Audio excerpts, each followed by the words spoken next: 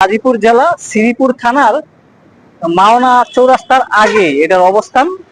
Answer road বলে আর কি। আমার পিছনে হেলথ কেয়ার ফর্মুলেশন, এটার ভিতরে যাব আর এটার ভিতরে কাজ করার জন্য আসলাম ঢাকা থেকে। তো গিয়ে দেখবো তাদের এখানে কয়টা সিস্টেম তারা স্থাপন করছে আর সিস্টেমগুলি কি বা সমস্যা হয়েছে, যে সমস্যার কারণে তারা আমাদেরকে রেসপন্স করছে। তো সেটা দেখার জন্য আসছি।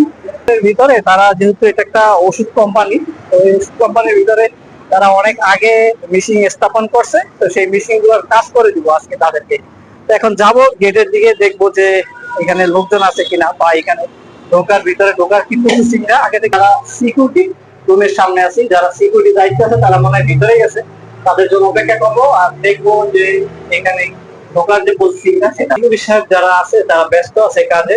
গেট খোলা নিয়ে, এটা যেহেতু একটা পকেট গেট, পকেট গেট দিয়ে ভিতরে ঢুকবো আর কি। আর এখানে এন্ট্রি করা লাগবে, এই পিছনে হলো এন্ট্রি রুম আর এখানে এন্ট্রি করা লাগবে। তো তারা আসলে এখানে যে প্রসেসিং গুলো আছে, তাদের যে ক্রাইটেরিয়া গুলো আছে সেগুলো করবো, ফিল আপ করে তারপরে ভিতরে যেতে হবে। এখানে যে প্রসেসিং গুলো ছিল ওইগুলা সব শেষ করলাম, শেষ করে ভিতরে এন্ট্রি নিলাম। তো এখন যে ভবনে তাদের কাজ হবে সেই ভবনের দিকে যাচ্ছি আর কি। ভিতরে পরিবেশ এটা আসলে অসম্ভব সুন্দর, কারণ যেহেতু এটা একটা ওষুধের ফ্যাক্টরি আর ওষুধ ফ্যাক্টরি গুলো সবসময় নিট অ্যান্ড ক্লিন থাকে। তো দেখি তাদের যেখানে কাজ হবে সেখানে।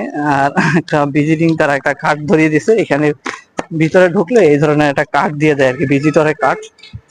এখানে যেহেতু এটা একটা ফ্যাক্টরি, তো এই ফ্যাক্টরিতে বিভিন্ন ক্রাইটেরিয়া থাকে, হুট করে আসলেই ঢোকা যায় না। তো ঢোকার জন্য যে নিয়ম নীতি গুলো আছে ওইগুলো সব ফলো করে ভিতরে